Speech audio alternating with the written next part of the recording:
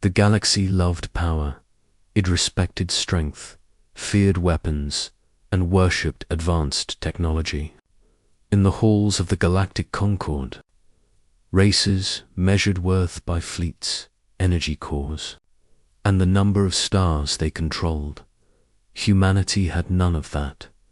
So when the Concord announced the Great Trial, no one expected humans to answer. A star system named Aurelian Reach was collapsing. Its central star was unstable, tearing gravity apart. Entire planets were cracking. Billions of lives were trapped with no escape. The Concord declared that any species could attempt to rescue. The reward would be anything they desired: territory, influence, even royal bonds. Powerful empires sent armadas. The Carthians sent warships that bent. The Velrics sent living machines. The Ultha sent time-calculating eyes. They all failed. Gravity storms crushed ships. Radiation fried systems. Crews died screaming as physics itself turned hostile. One by one, the fleets retreated. Then a weak signal appeared. A single human ship, old, scarred, barely holding together. Laughter echoed through alien channels. Is this a joke? Humans don't even have gravity shields strong enough. They will die in minutes. The pilot's name was Ethan Hale. He was not a soldier. He was an engineer. A man who had grown up fixing broken machines on a dying Earth. He had volunteered when the message reached humanity, knowing full well he might never return. As his ship entered Aurelian Reach, alarms screamed. Metal groaned. The hull burned. Ethan's hands shook, but they did not stop. He rerouted power manually. He crawled through smoke-filled corridors, sealing cracks with his own hands. When the navigation AI failed, he flew by instinct and memory.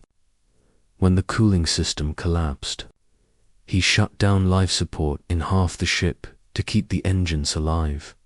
Pain became background noise. Fear became fuel. He reached the evacuation point, an ancient alien gate, damaged and unstable. The great fleets had tried to force it open.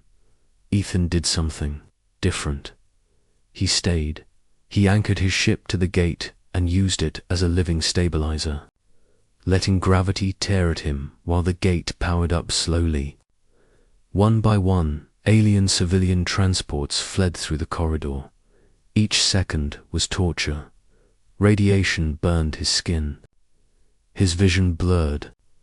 Blood floated in zero gravity as his nose burst. Just a little longer, he whispered. Please, just a little longer. When the last transport escaped, Ethan cut power. The gate collapsed behind him. His ship was thrown out of the system like debris.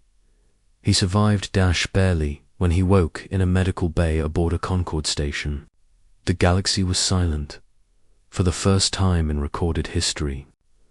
A single being from a so-called primitive species had succeeded where empires failed.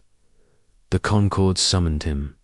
Ethan stood alone in the massive hall, dwarfed by beings of crystal, flame, and steel. He felt small, weak. Human, the High Council spoke. You have saved millions. You may claim your reward. Holograms appear at mountains of wealth, star maps of entire sectors, weapons that could make Earth untouchable. Ethan looked at them, then he shook his head. I didn't come for money, he said quietly. Or power. The hall stirred. The council paused. Ancient eyes studied him. There is another reward, the eldest said slowly. One bound by law. The doors behind the council opened. She walked forward. Princess Lyra of Aureli. She was the last royal survivor of the system he saved. Her presence was calm, radiant, and heavy with responsibility. Her eyes held grief for a lost world, and gratitude she could not speak. She is offered, the council declared, as bond, symbol, and prize. The word prize struck like a blade. Ethan's breath caught.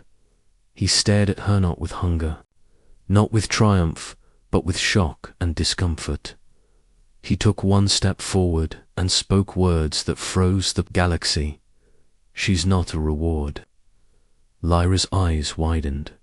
For the first time in her life, someone had rejected power for her dignity. And in that moment, the ancient balance of the galaxy began to break. Lyra of Aurelian stood tall, but her heart was trembling. She had been trained her whole life to obey. Duty was her guide, crown was her path, and she had never been allowed to choose for herself. The Concord law said she was a reward for the savior of her people. That had been her fate since she was a child. Now, for the first time, someone, a human, was refusing to accept her as a prize. Ethan Hale took a careful step closer. His uniform was scorched, his face pale, but his eyes were steady. "Do you want this?" he asked, his voice soft but firm. He didn't mean the title, the glory, or the reward. He meant, "Do you want to be here at all?" Lyra blinked. No one had ever asked her that. Not her advisors, not her family, not her people. Her entire life had been a series of commands. Her thoughts, her desires, her fears, they didn't matter. She had been raised to follow the path laid out before her. And yet, this human, this fragile creature from a blue planet, was asking her to choose. "I was taught humans were reckless," she said softly, "dangerous." She studied him, searching his face for mockery. She expected pride, cruelty, or arrogance. What she found was honesty, exhaustion, and a strange warmth she had never known. He gave a small, tired smile. "We are reckless, sometimes, but we try to be kind. We try to do the right thing." Lyra felt a shiver run through her. She thought of the billions of people he had saved, the lives of her family, her friends, her subjects. The fleets of other species had failed. They had powerful ships, advanced weapons, armies of thousands, but they could not save even a fraction of her people. And yet, this human, weak and alone, had risked everything. Risked himself. "I choose to go," she said quietly, almost in a whisper. "Not as a reward, not as a possession, but as my own decision." A hush fell over the council chamber. Ancient beings shifted on their feet. Crystal faces blinked. Flames flickered nervously. No one had ever seen a princess make a choice for herself, not even the council. The law had dictated everything, and now a human had changed it. Ethan's hand hovered for a moment in midair, unsure if he should reach out. He did, slowly, and Lyra took it. Their fingers touched. That small connection felt like a lifeline. It was simple, quiet, but it carried more weight than any weapon, any throne, any treasure in the galaxy. The council murmured. One member said, "This is not permitted." Another whispered, "The law." Ethan shook his head. "The law means nothing if she does not choose for herself." His words were calm, but firm, like iron. He did not threaten. He did not demand. He simply stood there, human, exhausted, and unwavering. Lyra studied him, truly studied him. She saw his scars. She saw the fatigue etched into every line of his face. She saw the man who had faced impossible odds and had chosen to save others instead of himself. And in that moment, she felt something shift inside her, something long buried, something that had been hidden under centuries of rules, obligations, and expectations. "Then I choose," she said again, louder this time. "I choose to go with him, because I want to, not because I must, not because it is my duty, because I choose." The council was silent. They had seen great power before, but not this. They had seen courage, but not this. And they had never seen a bond formed so simply, so honestly, between two beings of such different worlds, that night. Lyra and Ethan walked along the observation deck of the Concorde station. Stars stretched across the sky like a river of diamonds. She spoke for the first time about her lost home, about her people, about the weight of surviving when her world had failed. He listened without interrupting, not with pity, not with judgment, just listening. "I never expected to feel freedom," Lyra whispered, her hand brushing against the cool glass of the window. "I have always been chained by duty, by law, by expectation. And yet, with you, I feel something I cannot name." Ethan looked at her and smiled softly. "It has a name. It's called choice. And you are the first being in this galaxy who truly knows what that feels like." Lyra's eyes glistened. She laughed softly, a sound like wind through crystal trees. For the first time in centuries, she was not a princess, not a symbol, not a reward. She was herself, and beside her, a human who had risked everything for lives not even his own, stood as her companion, not her master, not her keeper. That night, two very different beings from very different worlds discovered something greater than any weapon or treasure. They discovered respect. They discovered trust. And perhaps, quietly, they began to discover something else, love. The galaxy had watched Ethan Hale save billions. But now it would watch something even stranger. Humanity had not only survived the trial, humanity had shown the universe a truth it had long forgotten, that courage, kindness, and the power to choose could be stronger than any fleet, weapon, or throne. And as Lyra and Ethan gazed at the stars, they both knew one thing for certain. Nothing in the galaxy, not law, not history, not fear, could ever take away the choices they had made for themselves. Ethan and Lyra's journey to Earth began under a sky of stars, but the galaxy did not welcome them with peace. The council and powerful Aurelian nobles were furious. They had expected compliance. A princess was never meant to choose. She was meant to obey, and she had refused. Messages came first, demands, threats wrapped in polite words. "Return the princess, or face consequences," they warned. Lyra read them quietly, her hands tightening around the console. She had been trained to obey. She had been taught that refusal would bring disaster. But this time, she did not obey. She looked at Ethan. He was exhausted, patched up from wounds she had not yet seen. His face was pale, eyes sharp with determination. She realized, then, that he would protect her no matter the cost. The first attack came sooner than they expected. Small ships, sleek and black, appeared out of the warp gates. Plasma cannons flared, cutting through space like deadly fireflies. Ethan shouted orders to his AI, patched damaged systems with trembling hands, and maneuvered their fragile ship through the storm. Every burst of fire made the hull groan. Every explosion shook their tiny craft.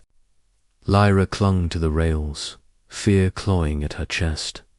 "Hold on," Ethan yelled as another volley tore past them. His face was smeared with blood from a wound on his temple, but he did not falter. He piloted like his life depended on it, but more importantly, like her life depended on it. And it did. When the attackers tried to board, Lyra saw Ethan leap into action. He had no armor, no weapons like theirs. Just grit, intelligence, and sheer courage. He blocked plasma strikes with reinforced metal panels, threw himself into corridors to slow the enemy, and even used the ship's failing systems as traps. Lyra realized she had never seen a human like this, not in stories, not in history lessons. Humans were small, fragile, and weak, and yet he moved like a force the universe had forgotten to respect. The battle raged for hours. Lyra watched him fight, her heart pounding, tears blurring her vision. She wanted to scream, to run, to save him, but she could not. All she could do was pray that his stubborn bravery would see them through. When the last attackers finally retreated, the ship was battered, and Ethan was bleeding from multiple cuts. His breathing was ragged, but he smiled faintly at her. "You should have run," she whispered, rushing to his side. She pressed her hands to his chest, trying to stem the bleeding with her own strength. He shook his head. "Humans don't leave people behind," he said, his voice barely audible. "I couldn't, not you, not anyone." Lyra felt her chest tighten.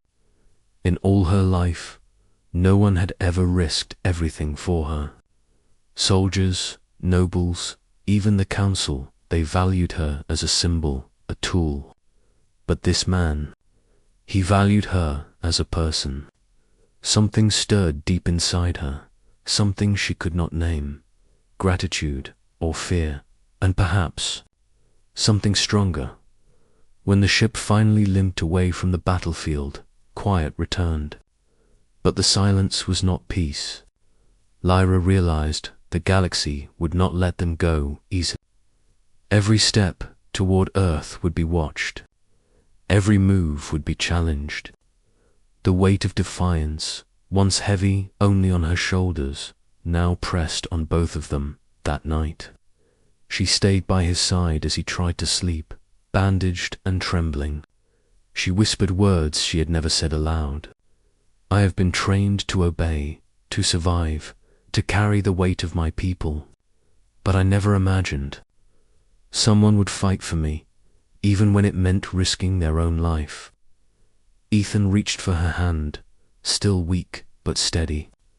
"I didn't save you for glory," he said softly.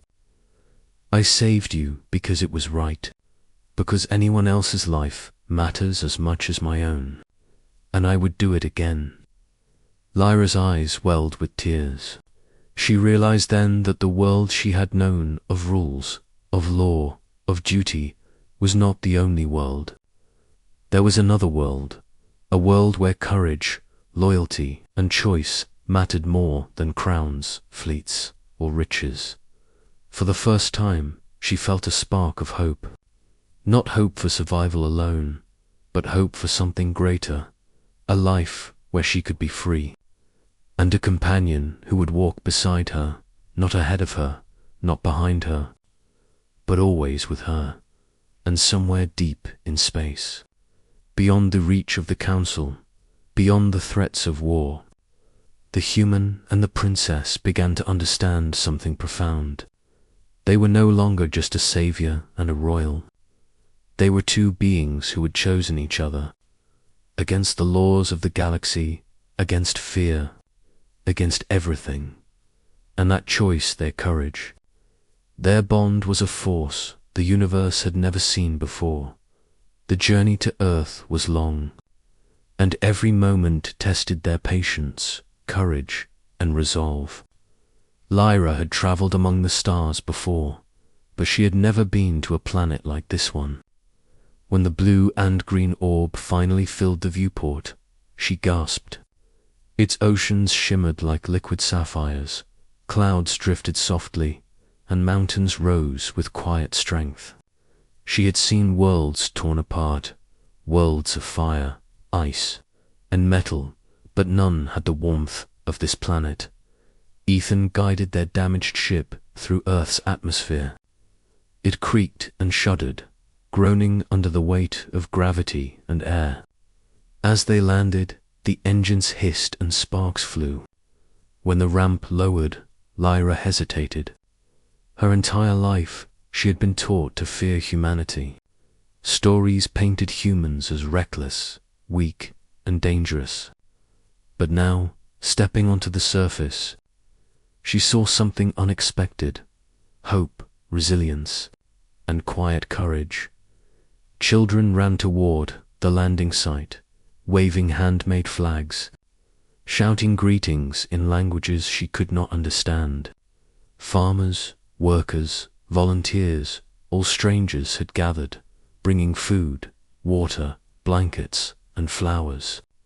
There were no guards, no soldiers, no armies enforcing order. Just people standing together, offering help without expecting reward.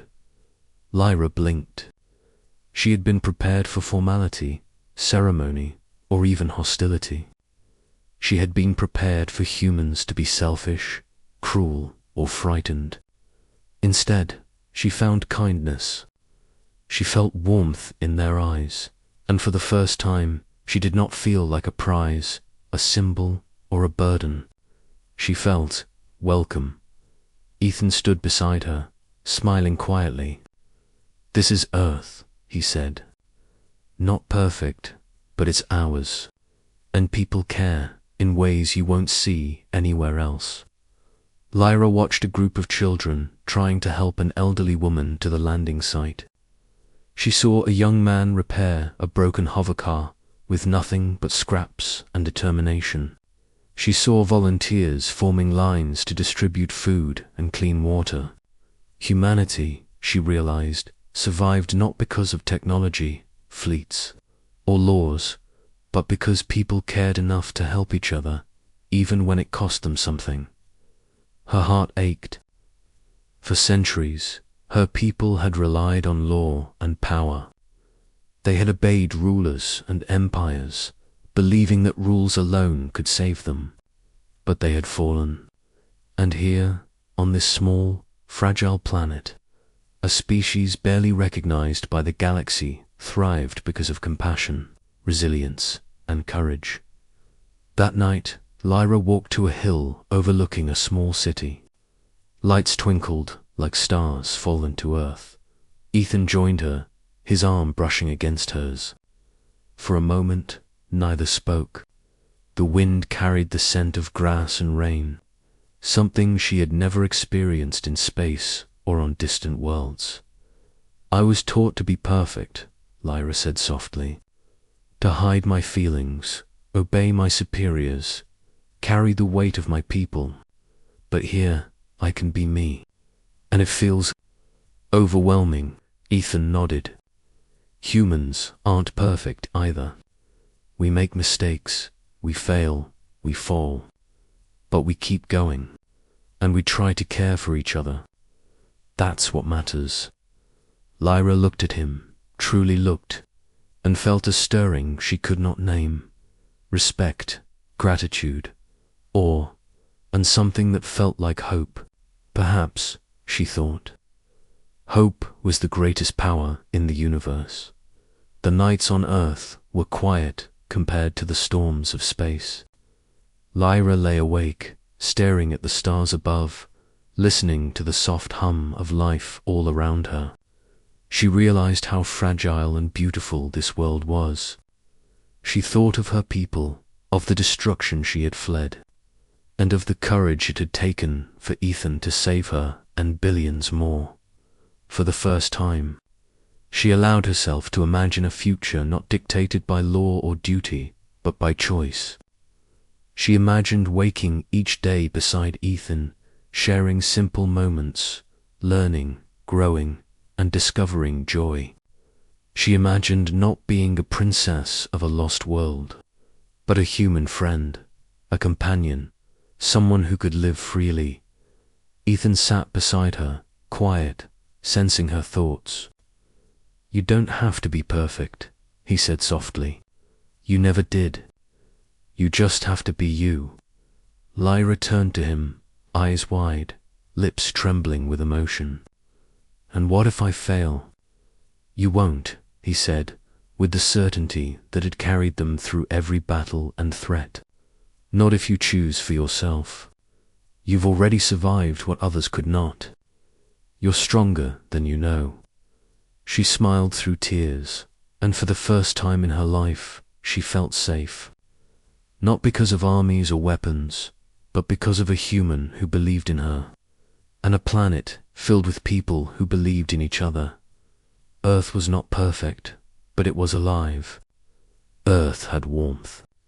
Earth had hope, and for Lyra of Aurelian, it became the first place she truly felt free, as the night deepened and the stars watched over them. Lyra and Ethan sat together, two very different beings, but bound by choice, courage, and the beginnings of something neither had expected: trust, companionship, and perhaps love. The peace on Earth did not last long. Messages from the galactic Concord and Aurelian nobles arrived like thunderclouds over the fragile calm. They demanded Princess Lyra be returned immediately. The words were polite, even elegant, but the threat behind them was clear. Failure to comply would bring war, destruction, and blame upon humanity. Lyra held the messages in her hands, her jaw tight. She had expected opposition, but not this kind of cold insistence. The law of her people, written in gold and blood, still claimed her as property, though she had chosen differently. Now, the galaxy demanded obedience, even from someone who had proven courage, loyalty, and strength. Ethan read the messages over her shoulder, his face pale but unyielding. They think they can take you because the law is older than courage, he said. But law doesn't mean right, and it doesn't mean you have to obey. Lyra's eyes softened. She had been trained to follow rules, to bend under pressure, to hide her emotions.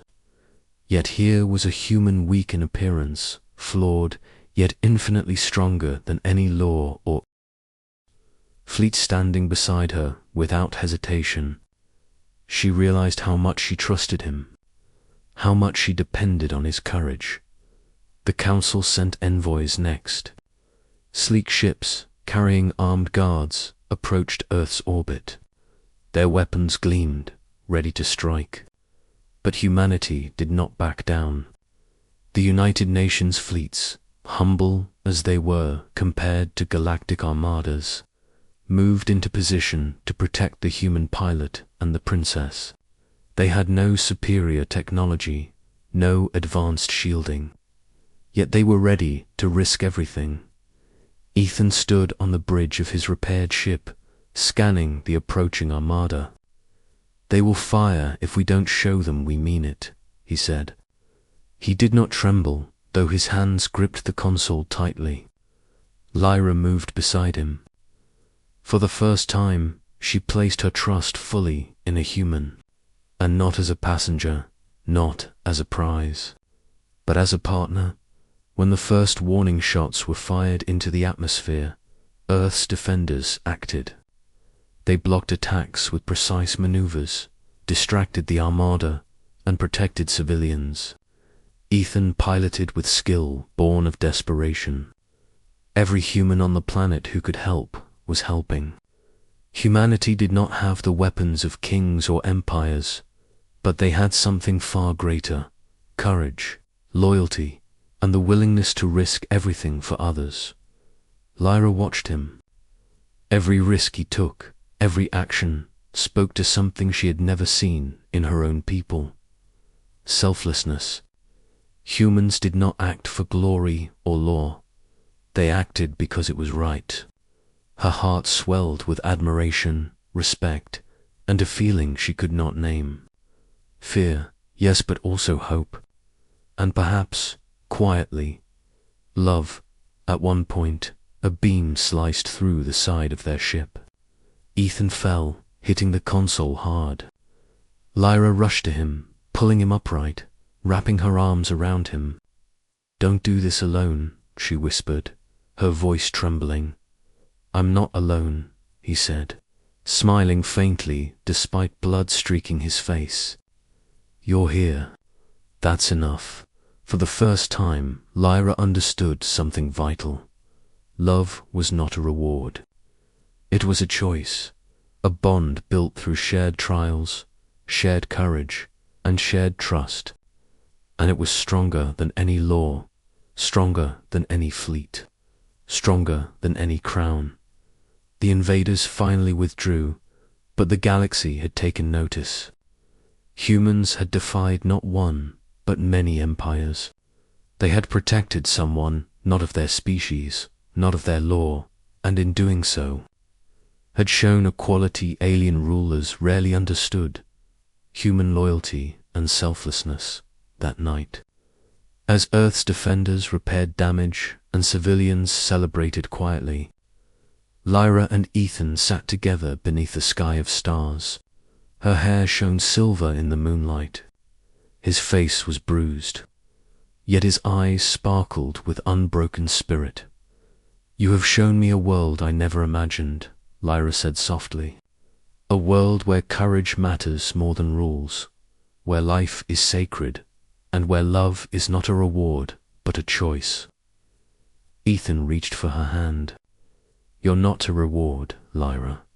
You never were. And the Sustis is something neither of us can take for granted. But I promise you, I will protect it. Protect you, always." Lyra leaned against him. For the first time in her life, she felt safe, not because of armies or weapons, but because of the human beside her. A human who had risked everything, not for power, not for glory, but for what was right. And as Earth's night stretched over them, quiet and alive, Lyra and Ethan understood a truth the galaxy had not yet learned. The greatest power was not law, not fleets, not wealth. The greatest power was courage, loyalty, and the ability to choose freely whom to trust and whom to love. The stars watched silently as a princess and a human stood together, defying empires, defying law, and claiming something no one could take away: their freedom, their courage, and their bond. The morning light spilled across Earth's horizon like a promise. Lyra stood on a hill overlooking a quiet city, her eyes tracing the simple beauty of the world beneath her. She had once ruled planets, commanded armies, and carried the weight of a dying civilization on her shoulders. But here, on this small blue planet, surrounded by humans who survived with courage, kindness, and stubborn hope, she felt something she had never known before: freedom. Ethan stood beside her, his hand brushing against hers. The sun reflected in his eyes, tired but alive, and Lyra realized that for the first time in centuries, she was not afraid. Not of the galaxy, not of law, not of duty. Only for the first time, she was truly free to choose her own life. The Council had sent yet another message, demanding her return. This time, the words carried a finality that was meant to crush her. "You are a princess. You belong to law and history. Your choice is meaningless. Return now, or your people will pay the price." Lyra folded the message carefully, her expression serene. "They do not understand," she whispered. "They do not understand that choice is more powerful than law. That courage is stronger than fear. That love is stronger than duty." Ethan looked at her with pride and awe. "You've already changed the galaxy," he said, "by simply refusing to be a prize." Lyra took a deep breath. She had spent centuries believing that her life was dictated by duty, by law, and by expectation. She had been trained to hide her feelings, to obey, to survive. But now, she realized, The weight of responsibility did not come from crowns or decrees, came from freedom and choice. She knelt and removed her royal crest, a symbol of generations of Aurelian rulers. The metal glinted in the sunlight, cold and heavy. Her fingers shook slightly as she placed it on the ground before her. I am not a crown. I am not a symbol. I am not a prize, she said softly, her voice steady and clear. I am Lyra of Aurelian, and I choose my own path. Ethan's hand found hers again. That's the bravest thing I've ever seen, he said. His voice was quiet, but the sincerity in it carried more weight than any weapon. Lyra stood and looked at the city below. People were moving, living, helping each other, unaware of the royal drama unfolding above them. She realized then that a life lived for others, for choice, and for love could be more meaningful than any throne or law.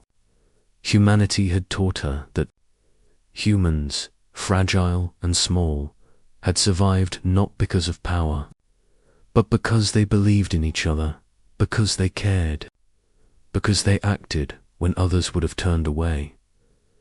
I will not return, Lyra said finally. I will not bow to laws that no longer matter. If my people survive, they will survive because of courage, not chains.